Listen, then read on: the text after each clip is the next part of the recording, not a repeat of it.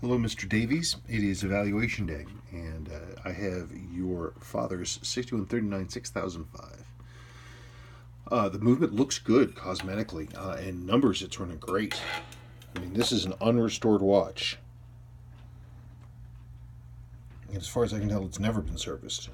The movement is bright and shiny and clean. There's no hazing and oxidation on the surface, so it has sat for a long time. Very good numbers.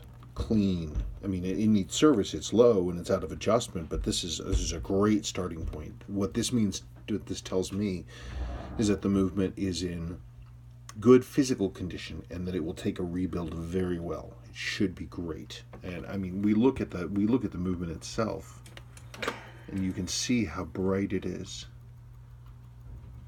Bright and clean. That's a good starting place. Now, you had asked, you've included a new old stock crystal, which is great. Hang on, I'm having technical difficulties here. Stop it. Okay, you included a new old stock crystal, which is good. Let's look at this, get that in focus there.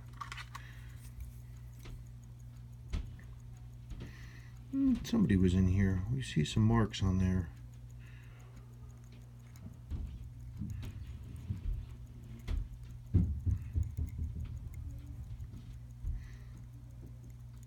Lower mainspring always pretty tight, actually. That's pretty good. The watch is original. It's clearly original. I don't see any servicing marks inside the case back, but clearly somebody has been in there before.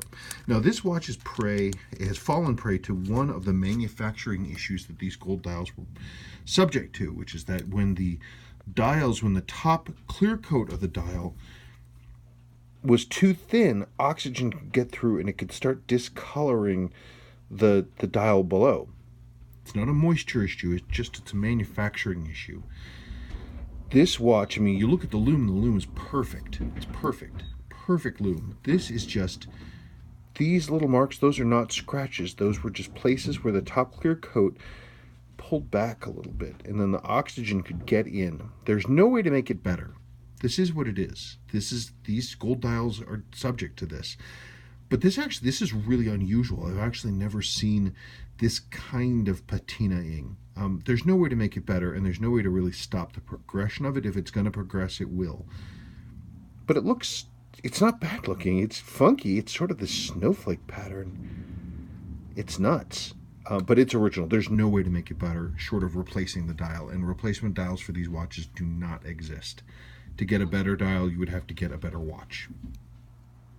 I wonder what your dad did. These inserts are anodized, and they are extraordinarily durable. It is really hard to get them to ghost out like this. And again, like everything else with vintage Seiko, replacement parts really just don't exist.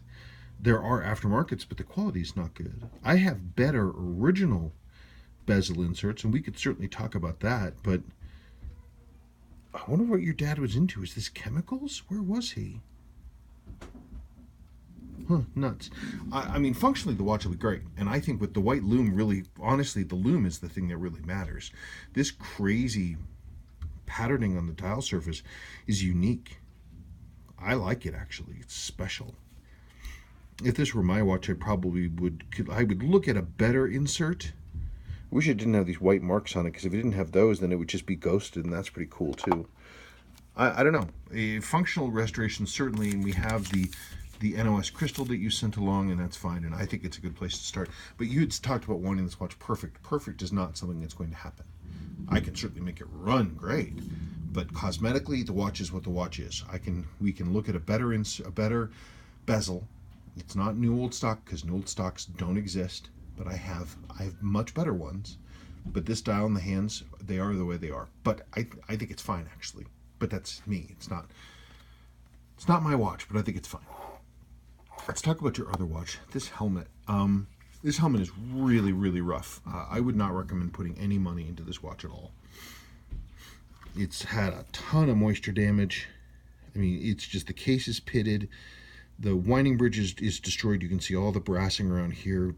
Your mainspring arbor port is fantastically worn. This one's going to need jeweling top and bottom. It's just I mean, that's, and if the cosmetics were good, we could talk about, you know, maybe doing something with it, even with all the moisture damage. But the dial in the hands, I mean, it's just really, really rough. And the dial feet broke off, and they just drilled holes and put in new dial feet. And this is a serious. This watch is, your cannon pinion's bad. Cannon pinion and or center wheel is bad. You're missing your lower main. You're missing the lower hand here.